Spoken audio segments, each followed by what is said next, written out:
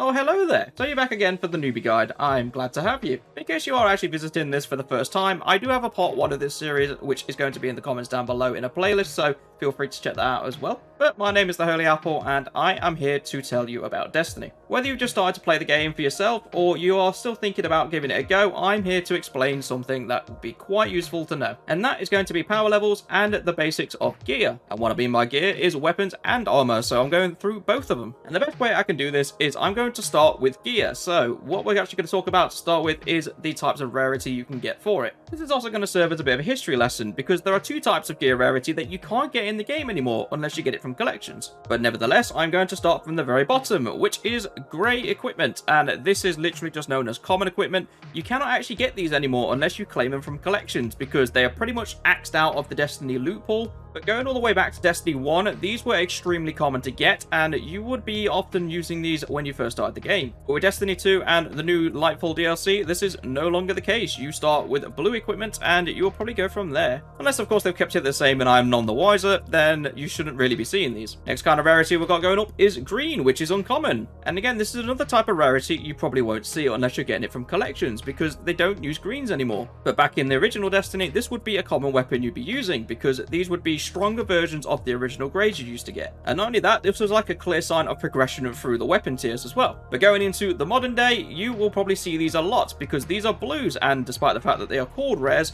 they are really not that rare, because from the very start of the game you should get blue armor and blue weapons, but at the same time these will be ranked at about 1600. And the 1600 number is the power level for that piece of equipment, which I will go over in a little bit. And then we go into the proper weapons, which are legendary weapons. Now, these are the ones you are looking for. Whether it's legendary weapons or legendary armor pieces, this is pretty much your best bet for literally anything, because you are going to want to stack up on certain types of weapons when it comes to this. Obviously, with you being new to the game, you don't really need to worry about weapon types or really any kind of elemental affinity. So, for example, the Riptide is stasis. All you really need to think about is getting one of each weapon type, because what's going to happen is you will get bounties at some point, which I'll explain in a future part, and these bounties will require you to use certain weapons to complete them, which gives you experience, but again, that's in a future part. You just need to know if you get a legendary weapon of each weapon type, so for example, 1 fusion rifle, 1 submachine gun, 1 scout rifle, etc, then you'll be pretty much set to go with whatever gets thrown at you. But as you might notice, there is one more tier of weapon above legendary, which is called exotic.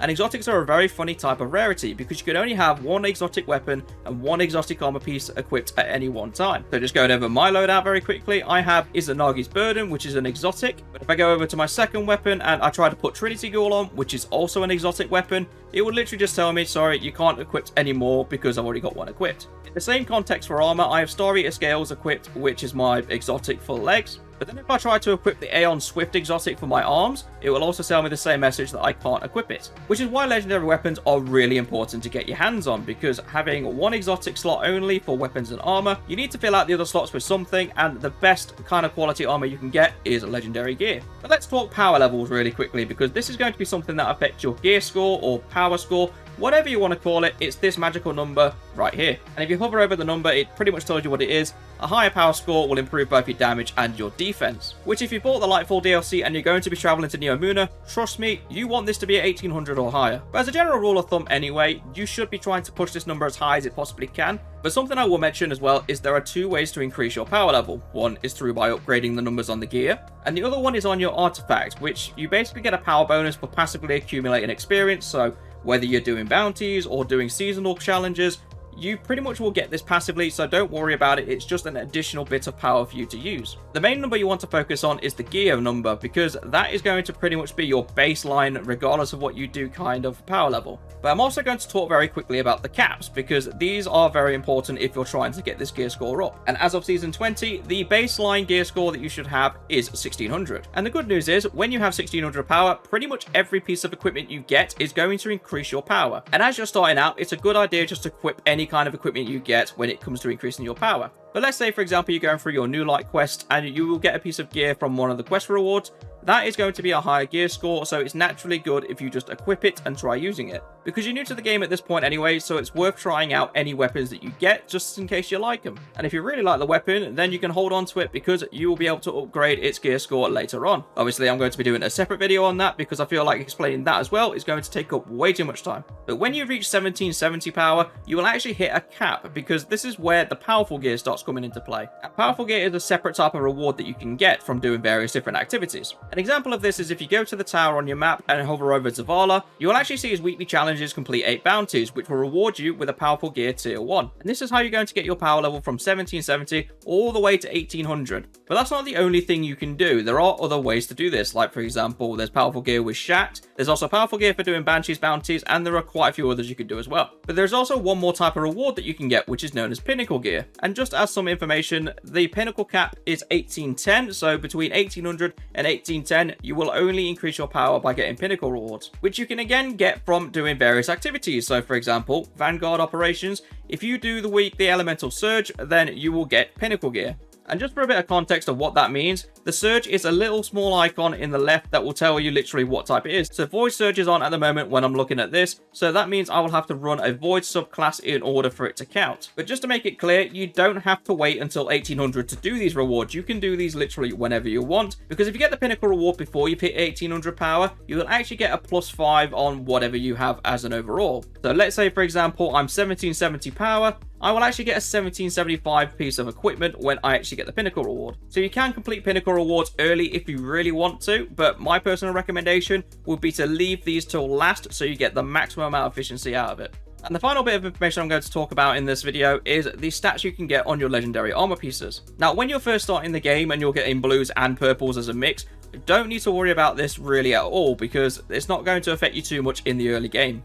The gist of the stats is mobility will increase your run speed and jump height, and if you're a hunter, it will reduce your class ability. Resilience will reduce the amount of damage that you take, which is a very good stat to get regardless of what kind of armor you're running. The closer you can get this to 100, the better, and if you are a Titan, this will also reduce your class ability cooldown as well. Recovery basically affects the gap for when you start recovering health, so if you've just been damaged a bit, it will have a bit of a time before you start regenerating health.